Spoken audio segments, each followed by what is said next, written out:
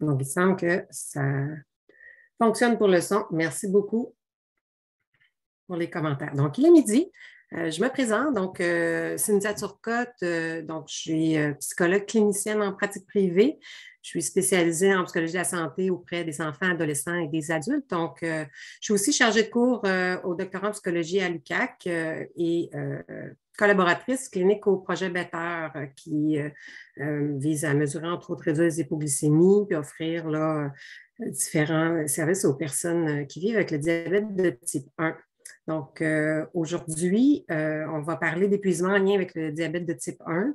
Et puis, vous pourrez, tout au long de la présentation, dans le fond, poser vos questions dans le chat ou dans le question-réponse, comme vous le souhaitez. J'ai accès aux deux et j'ai de l'aide aussi technique et donc de Pauline et de Sarah aujourd'hui pour m'aider à ce niveau-là. Alors, ce qu'on va faire tout d'abord, c'est que je vais tenter de répondre, dans le fond, à 4 questions durant la présentation. Tout d'abord, qu'est-ce que l'épuisement lié au diabète? Comment on identifie qu'on vit l'épuisement? Donc, bonne question. La première avec laquelle on va commencer, donc on va tenter de comprendre qu'est-ce que c'est donc l'épuisement lié au diabète. Donc, pour une personne qui ne vit pas avec le diabète au quotidien, vivre avec le traitement du diabète, ça peut paraître simple de l'extérieur. Il suffirait là, de rencontrer l'équipe soignante régulièrement, prendre son insuline tous les jours au bon moment, s'alimenter selon les recommandations nutritionnelles sans tricher, vérifier ses glycémies aussi régulièrement et faire de l'activité physique. Et tout ça de manière à atteindre un équilibre là, pour conserver les glycémies dans les cibles. On se rend compte, là, je ne sais pas si vous m'avez écouté, mais ça ne semble pas si simple finalement. C'est la notion d'équilibre là, qui est difficile là, à rechercher, à atteindre et qui nous fait réaliser que vivre avec le diabète, ce n'est pas vraiment simple. Donc, ça peut même être vraiment terriblement frustrant et difficile. Il ne s'agit vraiment pas simplement de bien manger ou de prendre ses médicaments. C'est aussi une lutte émotionnelle. En effet, on peut avoir à surmonter beaucoup de stress lié au diabète et tout ça, dans le fond, c'est pour essayer de bien, d'avoir du succès, dans le fond, avec ce traitement-là. Mais il est facile, dans le fond, là, de ne pas tenir compte, que ce soit pour l'équipe soignante ou que ce soit pour les professionnels de la santé, les médecins, du fait qu'il y a beaucoup, beaucoup de charges mentales, beaucoup de préoccupations diversifiées pour les personnes qui vivent avec le diabète au quotidien. Donc, l'autogestion du traitement, le fait de vivre avec le diabète et les possibles conséquences, tout ça, là, en essayant de garder un équilibre et de gérer les émotions que ça fait vivre, que ce soit de la frustration, de l'anxiété, des peurs. Donc, tout ça peut mener à l'épuisement lié au diabète. Ça va jusqu'à présent. Je ne vois pas de questions, donc je continue. Donc, au niveau des symptômes, on pose la question à savoir si on doit se fier. Je vais y aller un petit peu plus loin pour répondre à ça. C'est une excellente question. Donc, la personne me dit, dernièrement, j'ai fait un acétocétose. Je me dis souvent que peut-être que je suis épuisée. Dois-je me fier à ce symptôme? Donc, on va regarder effectivement les symptômes reliés à la maladie elle-même ou les symptômes reliés à l'épuisement, qu'est-ce que c'est? C'est pas simple, effectivement, de faire la part des choses. La première personne qui a parlé, dans le fond, du diabète, de l'épuisement lié au diabète, c'est l'autrice John Williams Hofer. Donc, selon elle, ça serait une incapacité à prendre soin de soi, de son traitement ou de sa maladie en raison d'un épuisement mental et physique. C'est comme s'il y avait une porte qui se ferme dans notre cerveau, puis ça nous empêche vraiment d'accéder à l'endroit où sont stockées toutes nos connaissances sur les soins qu'on a à donner puis la gestion du diabète. C'est donc pas possible pour nous là, d'accéder à ça. C'est comme si on n'était plus capable de supporter l'effort de continuellement passer d'émotions positives à des émotions difficiles liées à la maladie. C'est comme un cycle sans fin des fois, ça va bien, des fois, on est en colère, on se sent coupable, on se sent frustré. Et là, on ne tolérerait plus d'être dans ce mouvement-là de sécheuse au ralenti qui ne cesse jamais. OK? Donc, l'épuisement dû au diabète, ça signifierait surtout qu'on est fatigué de tout ce qu'on doit faire et de tout ce qu'on a à penser pour essayer d'atteindre les cibles glycémiques. OK? Donc, l'épuisement, ça se caractériserait surtout par des sentiments d'épuisement mental, émotionnel et physique. Donc, si on n'exclut pas qu'il peut y avoir des sensations physiques liées au fait de vivre avec l'épuisement. OK? Donc, le burn-out, actuellement, il n'est pas considéré là, comme un diagnostic. Selon le DSM-5, qu'on utilise beaucoup en Amérique du Nord, ici, on va souvent parler, quand ça se produit, les médecins vont parler d'un trouble d'adaptation.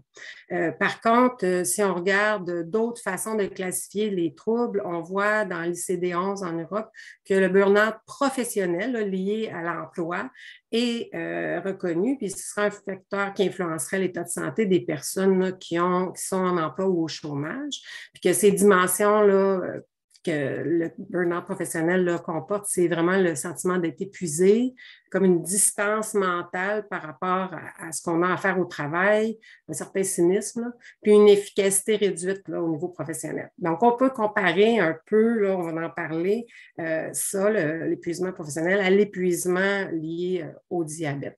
Donc, on me dit là, dans le chat que certaines personnes me disent qu'ils sont d'accord avec la définition de John Williams Hoover, puis que les hypoglycémies vont drainer aussi complètement au niveau de l'énergie. Donc, effectivement, donc, la gestion de l'hypoglycémie fait partie de cette équation-là, de cette recherche d'équilibre. On essaie souvent d'éviter d'être en hypo ou d'être en hyper, puis c'est ce travail-là qui peut être aussi drainant. Mais être en hypoglycémie aussi vient fatiguer. Donc, et ça à répétition. Donc, on voit l'effet là, du traitement, puis des conséquences de la maladie aussi sur l'énergie.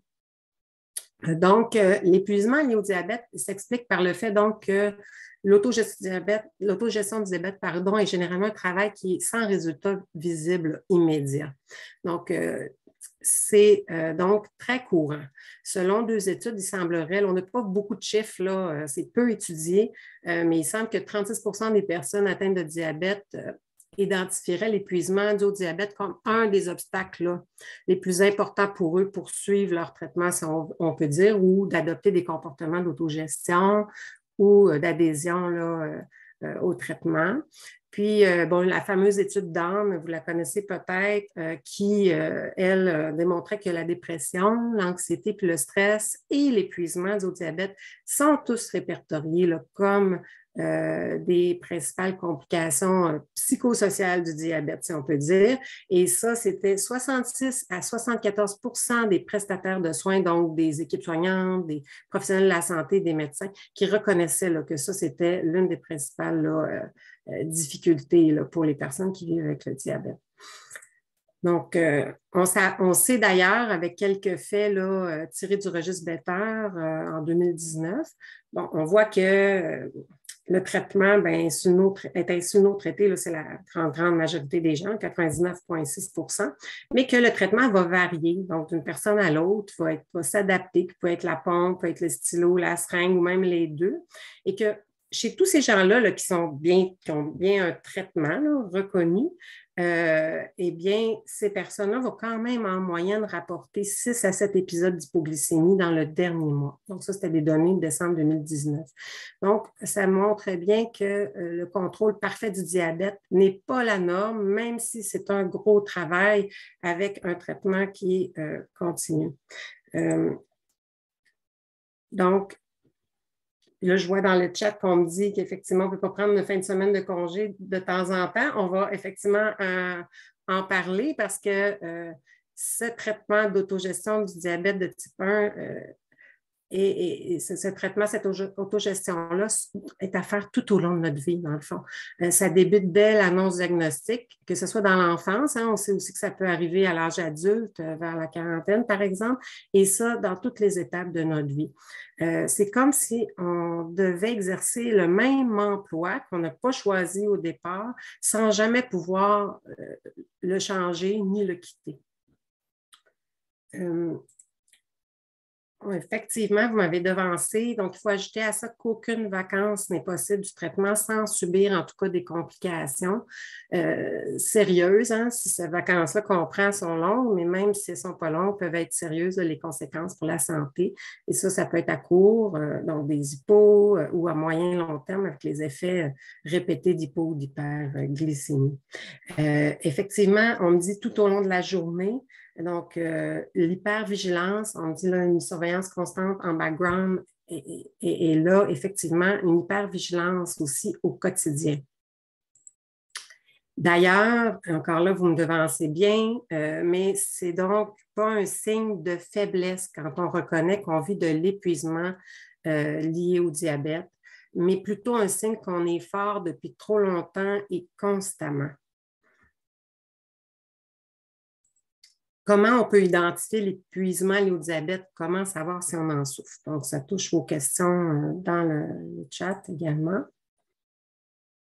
Donc, il y a quelques outils qui sont développés. Il y en aura d'autres certainement en développement, là, plus les études avancent. Mais pour savoir si on lutte contre l'épuisement lié au diabète, des questionnaires assez faciles là, de dépistage quand même existent. Donc, je vous en ai donné quelques-uns dans la présentation qui sera, je pense, disponible. Sarah va nous dire ça là, à la fin de la présentation, comment on pourra rendre ça disponible aux gens. Donc, des questions comme, vous sentez-vous submergé, vaincu par le diabète? Êtes-vous en colère à cause de votre diabète? Avez-vous l'impression que le diabète contrôle votre vie? Donc, répondre à des questions comme ça assez spontanément, c'est des questions de dépistage. Ça permet de réaliser si on est sujet à épuisement, si on est épuisé et possiblement d'ouvrir la discussion là, avec notre équipe soignante là, à ce sujet-là. Donc, je ne prendrai pas le temps, toutes les lire, elles seront disponibles.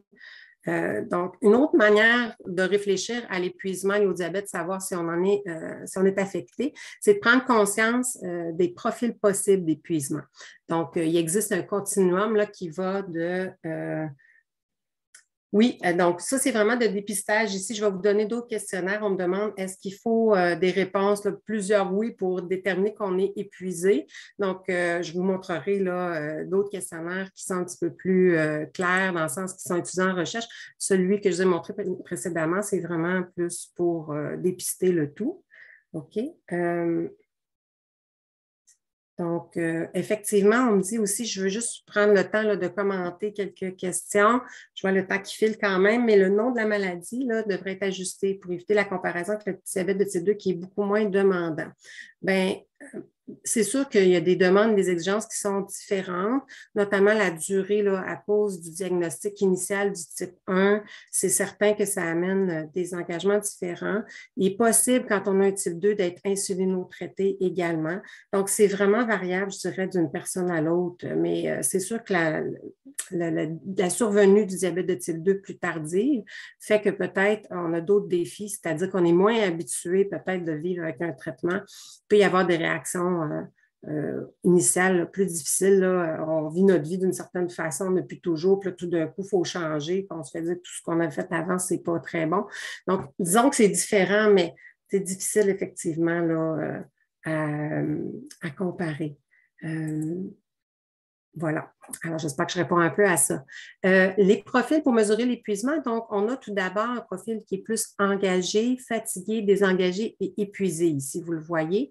Donc, c'est un continuum que certains chercheurs ou auteurs d'études qualitatives ont dégagé après avoir questionné des personnes qui vivent avec le diabète de type 1, qui se sentent épuisées. Donc, ils se sont rendus compte qu'au départ, on peut se sentir là, capable de faire notre autogestion, puis on n'est pas épuisé. Donc, on est engagé dans notre traitement. Par la suite, on peut se sentir simplement fatigué, donc c'est-à-dire engagé, mais avec un sentiment d'épuisement. Donc, on fait ce qu'on a à faire, mais on se sent fatigué. Par la suite, on se sent plutôt détaché.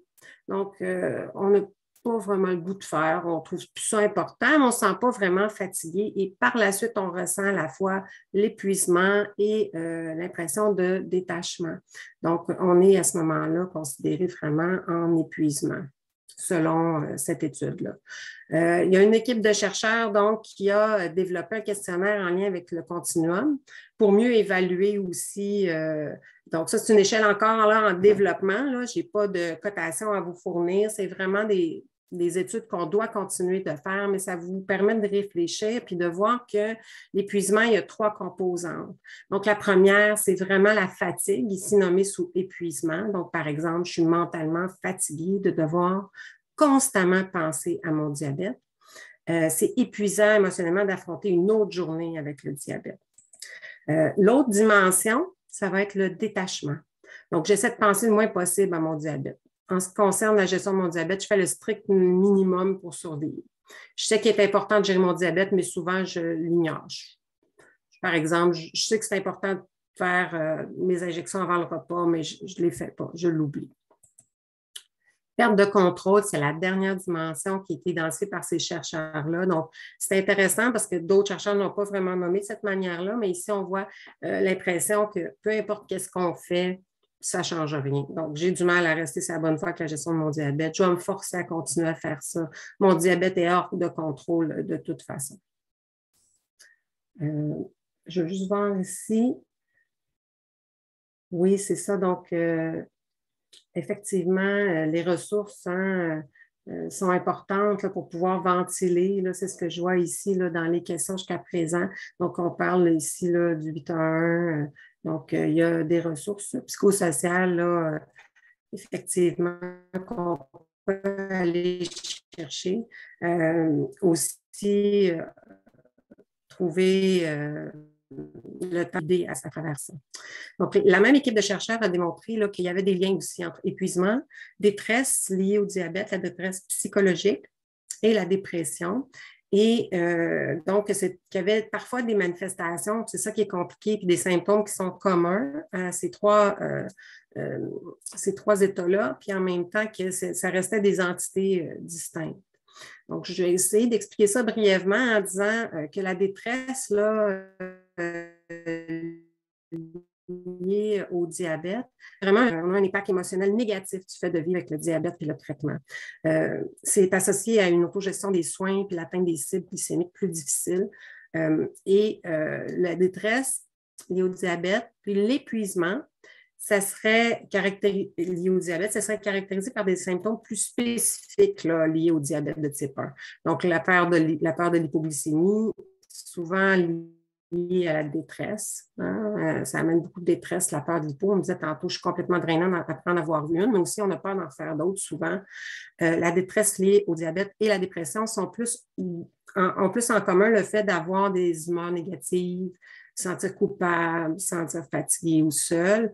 C'est sûr que la fatigue et la dépression sont des symptômes. Là, le fait d'être fatigué, par exemple, ils ont ça en commun, que tout nous apparaît comme une montagne. Ça aussi, c'est lié.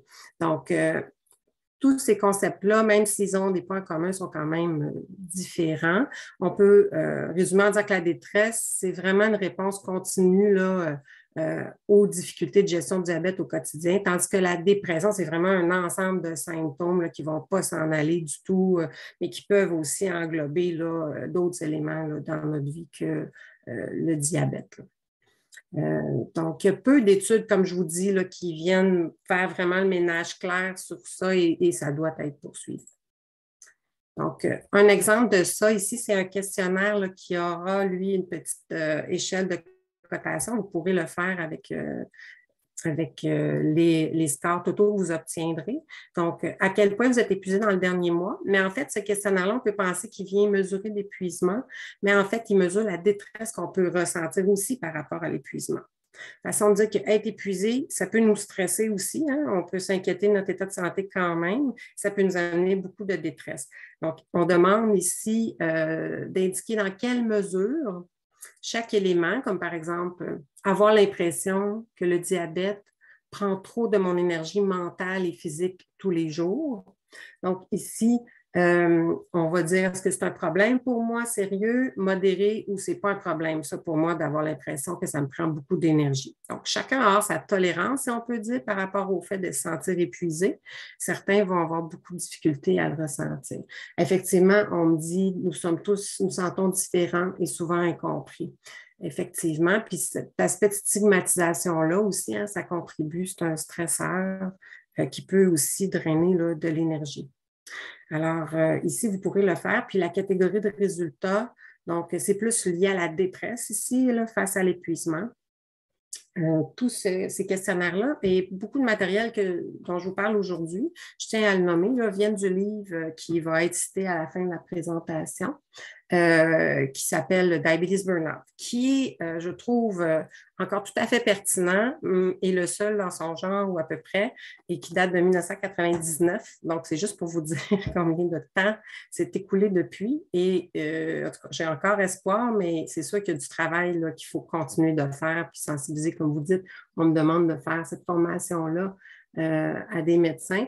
En tout cas, je vous invite, vous, à sensibiliser votre équipe soignante, votre médecin, peut-être avec le fait de participer au Registre Better puis à ces conférences sur la réalité de l'épuisement que vous pouvez vivre. Donc, comment on peut prévenir l'épuisement lié au diabète? J'ai même le goût d'ajouter, est-il vraiment possible de le prévenir? C'est qu'en fait, on sait que parce que le diabète de type 1, c'est une maladie chronique qui est traitable, mais qui ne peut être guérie, avec laquelle donc on vit toute une vie, là, mais grâce à un traitement continu, bien, c'est probablement difficile d'empêcher de vivre de l'épuisement.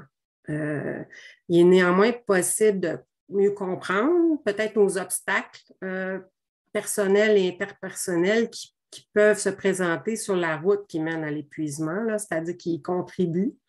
Et puis, d'en prendre compte et d'essayer peut-être de les anticiper là, au tout début quand on a la maladie, mais souvent on est très jeune, c'est nos parents qui vont réfléchir à ça. Puis, mais donc, de penser à ça, là, disons, de manière un peu en anticipation pour prévenir un peu que ça se produise. On va regarder un peu comment on peut faire ça. Donc, j'ai essayé de reprendre, c'est encore ici, c'est le livre là, Diabetes Burnout de Polanski qui l'élabore bien. C'est en anglais, mais ici, vous avez une traduction. Donc, quels sont les obstacles personnels sur notre route? Donc, est-ce que ça pourrait être pour moi que je pourrais vivre de la dépression? Donc, par exemple, est-ce que j'en ai déjà vécu de la dépression? Est-ce que dans les années là, que j'ai devant moi, là encore avec le diabète, est-ce que je peux voir ça venir? Est-ce que j'ai des antécédents familiaux de ça? Est-ce que j'ai un style d'adaptation qui est axé plus sur les émotions que sur les solutions? Ici, on sait que quand on est axé sur les solutions, on va avoir tendance à mieux faire face aux problèmes en trouvant, en envisageant proactivement des stratégies pour aller mieux ou mieux s'adapter. Puis, on va mieux tolérer les émotions négatives. Quand on a un style axé sur les émotions pour s'adapter, ce qu'on va faire, c'est de l'évitement plus souvent. Donc, on va essayer d'éviter de ressentir des émotions difficiles. Évidemment, il en faut un peu, comme par exemple, écouter des bonnes séries, changer les idées, divertir, etc. On a des défis avec ces stratégies-là quand on est diabétique parce que parfois, l'alimentation est une source de plaisir importante et peut être associé à des événements sociaux, justement de divertissement, etc. Donc, c'est pas simple, mais donc, c'est des obstacles qu'on peut rencontrer, là. Les autres éléments, ben, c'est les risques de développer des troubles alimentaires, donc des préoccupations par rapport à notre poids, par exemple, ou à notre image corporelle. Le fait qu'on manque parfois de connaissances, hein, ça change beaucoup les traitements, les façons de s'ajuster, les pompes, la glycémie en continu, bref, il y a beaucoup de nouveautés. Donc, ça demande une mise à jour là, régulière. Aussi, nos croyances de santé qui sont parfois inexactes. Je vais vous en donner une, mais le fait d'être épuisé, par exemple, puis de ne plus vouloir faire son traitement, on peut recevoir là, des jugements des autres, dire, voyons, tu ne veux pas prendre soin de toi, qu'est-ce qui se passe? Donc, même nous-mêmes, on peut avoir des croyances qui sont inexactes. L'autre, bien évidemment, très important, les sentiments négatifs face au fait d'avoir le diabète. Moi, j'ai vu des gens qui, à la fois, pouvaient me dire, ah, moi, pour moi, le diabète, là, c'est la meilleure des maladies, ça se traite, etc. Pour d'autres, me disent, c'est la pire des choses, j'aimerais mieux avoir un cancer. Donc, chacun a son expérience et tout ça est relié à des histoires personnelles ou familiales qui, qui définissent là, un petit peu nos sentiments, nos réactions par rapport à la maladie. Le fait d'avoir peur de l'hypoglycémie, est-ce que c'est quelque chose que je pourrais vivre ou qui pourrait m'arriver? Voilà, la gestion du poids, j'en ai un peu parlé tantôt en parlant du trouble alimentaire comme tel, mais juste le fait là, des fois de pas avoir l'impression de pouvoir contrôler de pouvoir avoir une gestion du poids qu'on comprend ou pas avoir l'impression de contrôle là-dessus, ça peut être difficile. Et des attentes irréalistes à propos là, de l'autogestion.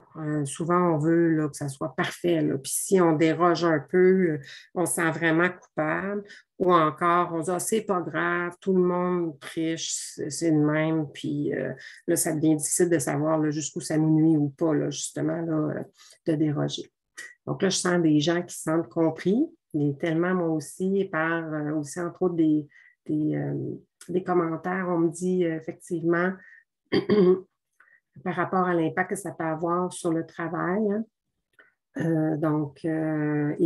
fois, on se sent incompris par nos médecins ou nos équipes soignantes.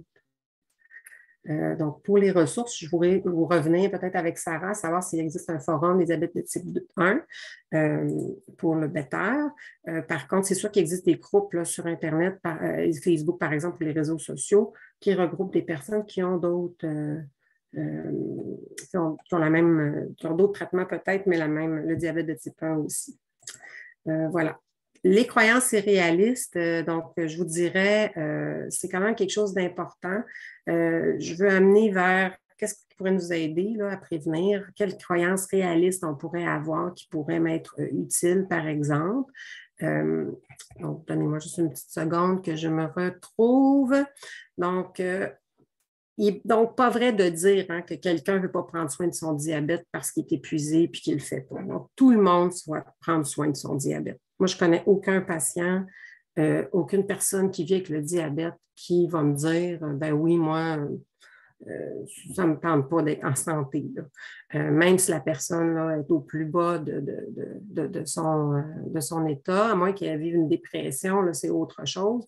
Mais en épuisement, là, les gens, ce n'est pas parce qu'ils ne veulent pas prendre soin d'eux qu'ils arrêtent ou qu'ils laissent aller un peu le traitement. L'autre croyance, donc la croyance réaliste, c'est de dire oui, oui, je sais que c'est important pour moi de prendre soin de moi. OK?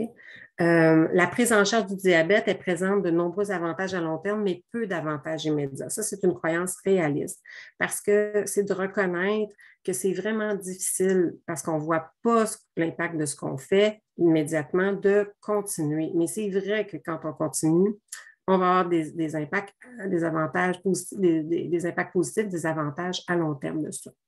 Une autre croyance qui est réaliste, c'est que personne ne se sent motivé à faire quelque chose si les coûts semblent emporter sur les avantages. Donc, il faut vraiment comprendre qu'on a un travail à trouver les avantages dans l'immédiat, de faire les tâches reliées au traitement. Et des fois, il faut s'en créer là, parce que ce n'est pas évident là, de les voir au quotidien. Okay? Donc, ça vient vraiment, je trouve, valider que c'est normal d'être épuisé, c'est normal et attendu. Tous, on peut le vivre là, quand on vit avec le diabète de type 1 à un moment ou à un autre dans notre vie. Donc, quand on parlait d'identifier les obstacles interpersonnels sur la route qui peut nous mener à l'épuisement, là, donc ça pourrait être aussi peut-être, on a parlé des obstacles personnels, mais des obstacles interpersonnels, on en a beaucoup. Encore là, ça pourrait être un autre livre au complet, là, mais Polonsky l'aborde de cette façon-là. Je trouve ça très intéressant en disant, il faut voir, est-ce que nous, on va vivre des conflits familiaux qui pourraient être exacerbés par le fait qu'on a un diabète, par exemple. Donc, des personnes dans notre famille qui cherchent à nous aider, mais d'une façon qui ne nous convient pas, ou des personnes qui peuvent nous nuire aussi. Le fait de manquer effectivement de soutien, ça peut être ou notre famille, ça peut être nos amis, ça peut être dans notre milieu de travail, ça peut être dans notre équipe soignante. Le fait de trop en avoir, justement, de soutien, de se sentir contrôlé par les autres, jugé peut-être, stigmatisé. Des fois, les gens veulent tellement nous aider, nous mettre dans une boîte, puis là, on n'est plus inclus là, autant là, dans certaines activités parce qu'ils veulent beaucoup prendre soin de nous. Je vois des questions par rapport aux troubles de sommeil et le diabète. La personne me dit qu'elle a remarqué que le stress, une nuit avec une hyper, les alarmes de la pompe la nuit peuvent ajouter du stress et que ça peut amener une certaine fatigue physique, si je comprends bien le commentaire. Effectivement, quand on parle d'épuisement, on parle souvent les hypoglycémies peuvent se produire la nuit aussi, donc de là les alarmes, mais ça peut être des hyper également, je le vois aussi, là, entre autres chez des adolescents. Donc, effectivement, un sommeil perturbé va exacerber la fatigue. Donc, c'est pour ça que vous comprenez que c'est un concept qui mérite encore d'être étudié parce qu'il y a vraiment beaucoup de recoupements en différents impact de la maladie, du diabète lui-même et du traitement aussi ou de la difficulté à le gérer. OK? Merci, on me dit que ça fait du bien d'en parler, de mettre des mots sur ça. Je vais continuer en disant, parfois, on ne sait pas à qui est la responsabilité.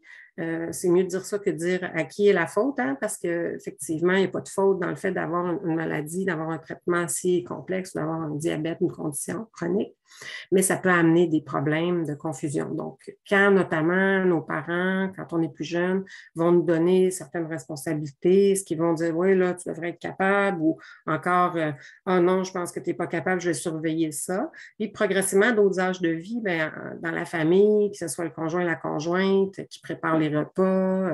Moi, j'ai donné des groupes là, à des personnes diabétiques où les conjoints étaient invités.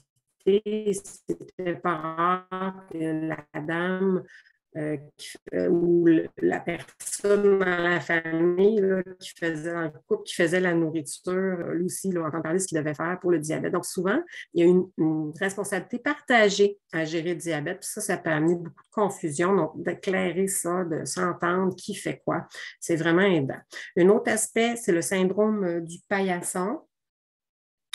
Et je m'explique, c'est vraiment l'expression de Polonsky, ce n'est pas la mienne, mais je l'adore parce que l'image est parlante, un autre encore toi.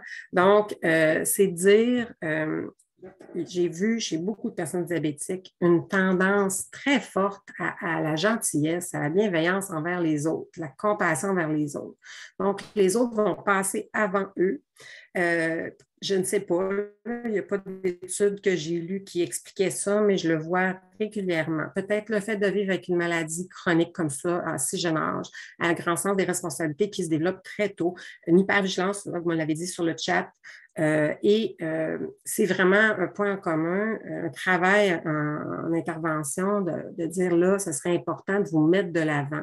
Mais ça génère beaucoup de sentiments de culpabilité qui sont normaux chez une personne qui est habituée d'aider les autres. Et donc, ça, c'est un obstacle important qu'il faut reconnaître. Et il y a un travail à faire à ce niveau-là. La difficulté à dire non aussi aux autres.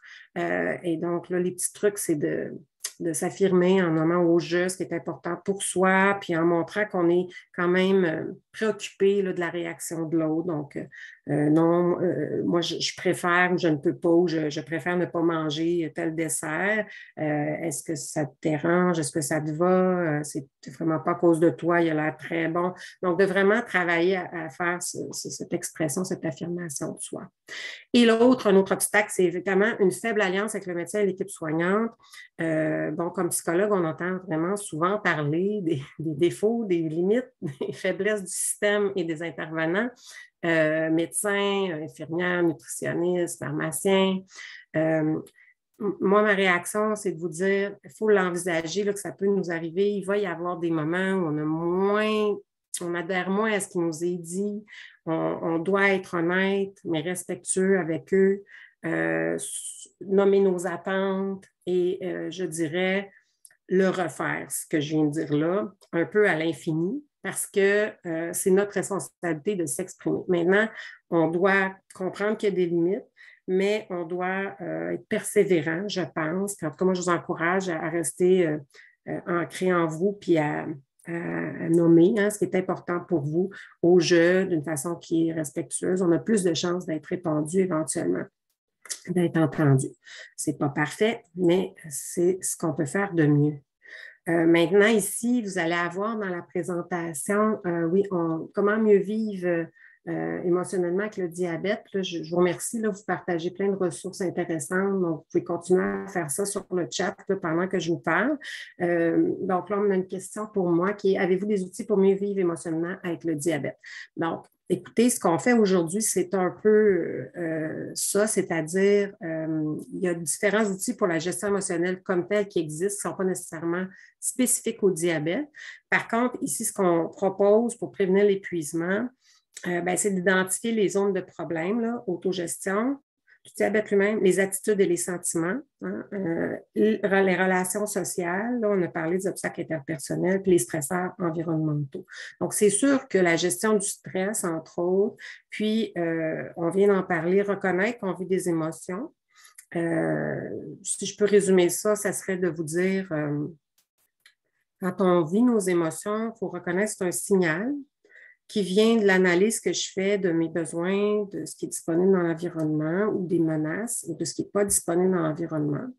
Une fois que je suis capable de voir que c'est un signal, ce n'est pas toute la vérité, là, c'est un signal, j'en prends compte, je l'identifie. Je dois vivre avec un peu. Hein. C'est pas facile à vivre, mais si je refuse de vivre avec, puis je me dis, puis c'est ça le problème principal que moi je vois, c'est que les gens, ils se disent, je ne devrais pas me sentir comme ça. Je devrais être capable de faire les choses. À ce moment-là, il y a une lutte interne, puis il faut comprendre que notre corps, notre cerveau, qui on est, là, les humains, c'est une question de survie. C'est essentiel d'être capable de nommer, de reconnaître les signaux émotionnels. C'est pour le cerveau une façon de dire, si tu as vu, si tu nommes, si tu reconnais, si tu ne luttes pas contre une émotion, tu vas être capable à ce moment-là d'envisager des solutions.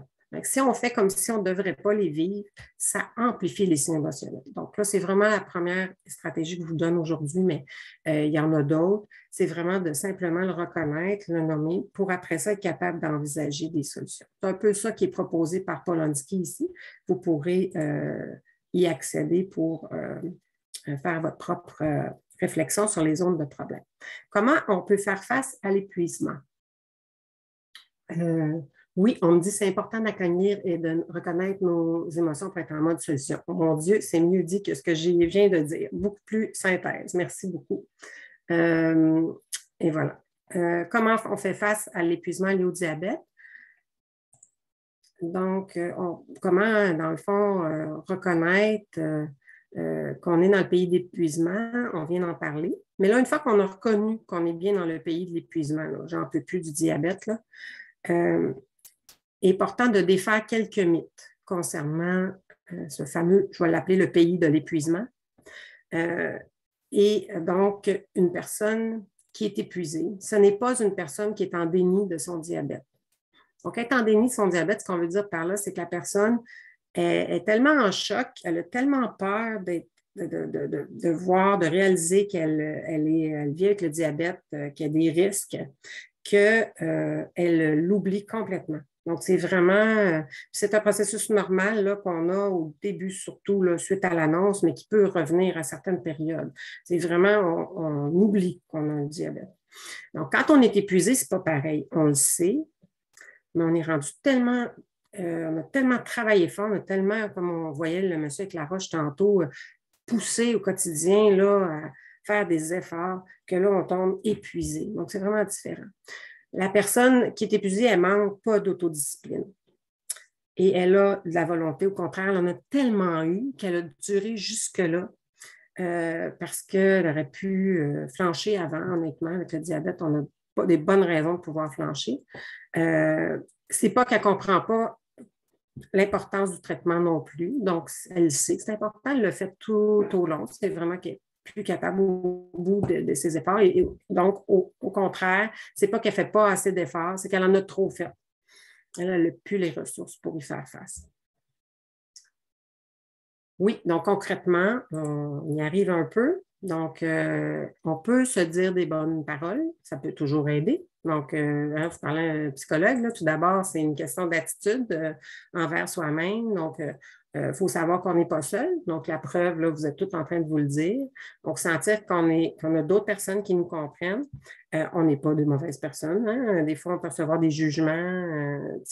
Non, non, on est toujours la même bonne personne avec les mêmes valeurs. Et ce n'est pas sans espoir. Donc, on va aller voir comment on peut s'en sortir. Donc, vous me devancez toujours juste un petit peu, mais j'y arrive. Donc, concrètement. Donc là, concrètement, en psychologie, il faut que je vous dise que pour moi, les émotions, c'est concret. Donc, c'est dans le corps, c'est des sensations corporelles. Donc, l'épuisement, c'est une sensation corporelle. Donc, c'est de l'accueillir, la valider. Comme je vous ai dit, concrètement, ce que ça va faire, c'est que ça va faire que le cerveau va arrêter de vous envoyer le signal d'épuisement aussi fort. Vous allez en avoir, mais si vous ne luttez pas contre l'épuisement, si vous le reconnaissez, vous le laissez rentrer les sensations, vous allez l'identifier dans votre corps, ça va diminuer un certain inconfort, une certaine intensité émotionnelle. Ça, ce que je dis là, il faut l'avoir expérimenté vraiment pour le vivre. Il y a des stratégies, par exemple, au niveau de la méditation qui nous permettent de travailler dans ce sens-là, de développer cette habileté-là, à observer nos sensations corporelles sans lutter contre, OK? En les accueillant.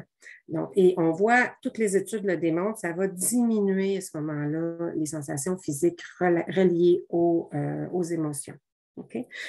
Deuxième stratégie, comprendre que la perfection peut devenir l'ennemi du bien. Donc, j'espère qu'après aujourd'hui, vous allez retenir que la perfection n'existe pas. L'humain est imparfait, c'est bien, tant mieux.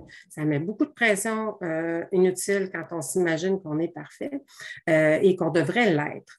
Et ça augmente beaucoup les sensations difficiles. Donc, de travailler à apprivoiser, d'être bienveillant, de reconnaître qu'on a des limites. L'autre, vous en avez parlé sur le chat. Et donc, concrètement, il faut entrer en contact avec des personnes qui nous comprennent. Donc, ça peut être des personnes qui ont le diabète de type 1, mais ça peut être des bonnes amies qui ont d'autres réalités, d'autres maladies, qui sont capables de nous comprendre. Ça peut être effectivement d'impliquer notre équipe soignante activement dans ce processus-là. Des fois, c'est de les sensibiliser, comme certains veulent partager la présentation, mais ça pourrait être d'apporter un article, de communiquer un site sérieux qu'on a trouvé intéressant qui portait sur le burn-out, donc lié au diabète. Donc, vous allez pouvoir avoir ça à la fin. Il y a quelques références.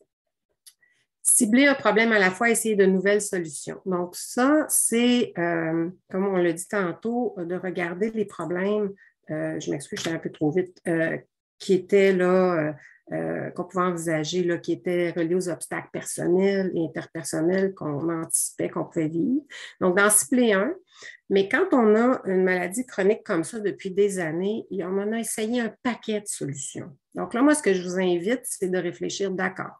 Il y en a-tu qui marchaient que j'ai juste abandonné? Il y en a-tu qui... est-ce qu'il y a des solutions qui sont un peu désuètes, que je devrais essayer de me renouveler un peu. Donc, il y a beaucoup de nouveautés en diabète et dans les traitements. Des fois, ça peut nous donner le petit oomph de nous donner un peu l'énergie, le goût, là, en renouvelant un petit peu notre traitement ou en faisant une mise à jour. Voilà.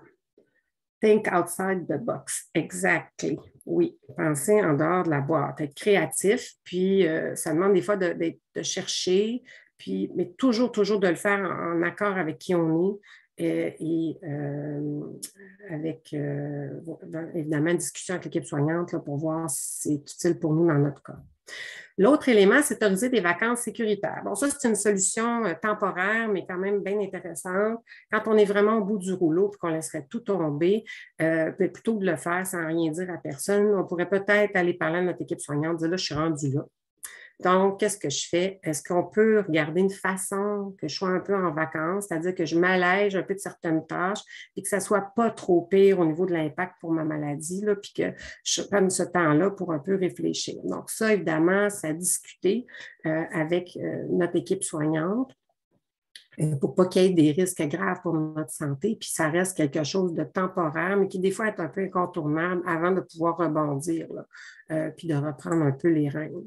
Donc, j'ai remis ici comment gérer l'épuisement, les mêmes zones de problèmes possibles et pour envisager, donc, que tout à l'heure, quand on anticipait les problèmes, mais quand on est dans le pays de l'épuisement, il faut aussi aller regarder qu'est-ce qui nous draine le plus d'énergie présentement pour nous. Polanski, il dit déterminer des priorités. Donc, je vais vérifier, je vais revenir à votre question. Là, je vais terminer ça ici, mais je vais revenir à une question importante que je vois sur le chat après. Donc, déterminer nos priorités, choisir les actions qu'on veut mettre en place. Donc, on trouve notre top 2 d'obstacles que nous, on évalue qui étaient plus importants pour nous. Et on choisit 2 actions, 2 stratégies qu'on veut essayer pour chacune de chacun de ces obstacles-là. OK? Donc, c'est vraiment la technique là, du petit pas, d'y aller un pas à la fois. On ne peut pas de toute façon, hein, c'est tellement complexe le traitement du diabète. Si on se met à changer plusieurs choses en même temps, de toute façon, on ne sait plus qu'est-ce qui a un impact là, sur notre état de fatigue, par exemple, ou encore sur nos glycémies. Donc, c'est vraiment d'essayer vraiment une étape à la fois pendant, on dit, au moins 2 semaines, voir un peu si on est capable justement d'évaluer si ça a eu un effet sur nous. Donc, on me parle de confusions qui peuvent être liées à l'épuisement. Ou est-ce que c'est l'hypo qui peut le faire? Effectivement, oui, l'hypoglycémie peut le faire. Donc, mon mot de la fin pour aujourd'hui, c'est important tout simplement de reconnaître que vivre l'épuisement relié au diabète, ben, c'est normal. Voilà, et 45. S'il y a d'autres questions, vous pouvez me les écrire dans le chat. La rediffusion, me dit, va être disponible là, sur cette page d'ici la fin de la journée. Voilà. Merci beaucoup de votre participation, tout le monde. C'est bien apprécié. Puis je vous souhaite une bonne réflexion sur votre route d'épuisement s'il y a lieu et puis de prendre soin bien de vous.